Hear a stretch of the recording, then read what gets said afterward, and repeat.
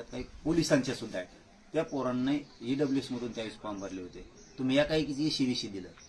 मग आता ज्या पोरांच्या ईडब्ल्यूएस मधून नियुक्त्या झाल्या, नियुक्त्या करणार होता तुम्ही, त्या का केल्या नाहीत?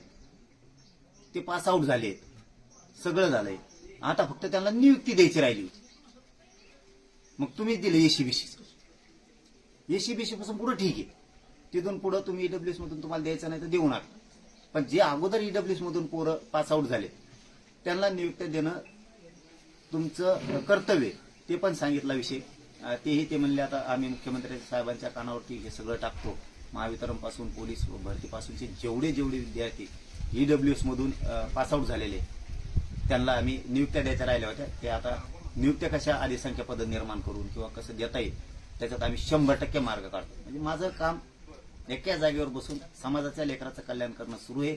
काही जणांचं मला पाटील, काल मराठा उपसमितीची बैठक झाली. शिंदे समितीचे कामकाज केल्यापासून राज्यात 48 लाख कुणबी नोंदी आढळल्या आहेत.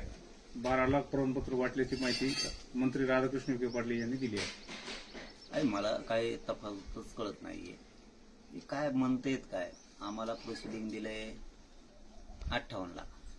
मला तरी असं वाटतं की हे मिसगाईड करते मंत्रिमंडळाच्या उपसमितीला अधिकारी वर्ग सगळा. हे सत्य आहे. कारण ज्यावेळेस शिंदे साहेबांची समिती नियुक्त केली गेली आणि त्यांनी ज्यावेळेस त्या काळात नोंदी शोधल्या त्यावेळेस 58 लाख नोंदी शोधल्या गेलेल्या. आणि आता हे काय म्हणतायत की मग आता हे आकडा कोणचा आहे? परत कन्फ्युजन आहे. मग ते आकडा कोणचा आहे आता येऊ की आता नवीन ज्यावेळेस शिंदे समितीला मुदत वाढ दिली तेव्हापासून शोधलेल्या आहेत का? मग या मग असू शकतात 2,88,000 काय म्हणते 48 लाख एकूण 48 लाख सापडले. 48,000 आणि 48 लाख कुणबी नोंदी आढळल्या. त्यापैकी 12 लाख प्रमाणपत्र वाटल्याची माहिती विखे पाटील दिली. नाही आता काय माहिती बघा का 48 लाख ते सापडले म्हणताय नोंदी शिंदे समिती. या शिंदे समितीनं त्यावेळेस सरकारनं दिलेलं प्रोसिडिंग 58 लाखांचं.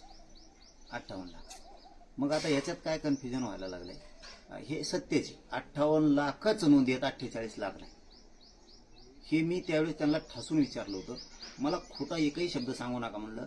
तुम्ही 1 लाख जरी नोंदी निघाल्या असल्या तरी 1च लाख निघाल्या एवढंच मान.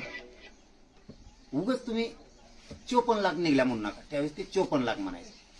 1च लाख निघल्या म्हणा. तुम्ही खोटं सांगू नका. मला खरं सांगा नोंदी किती निघाल्या. माझ्या समाजाला मान्य आहे. तुम्ही जर म्हणले 1 लाख निघाल्या 1 लाख मान्य. तुम्ही म्हणले 54 लाख निघाल्या 54 लाख मान्य. पण तुम्ही फक्त खरं सांगा. तर त्यांनी त्यावेळेस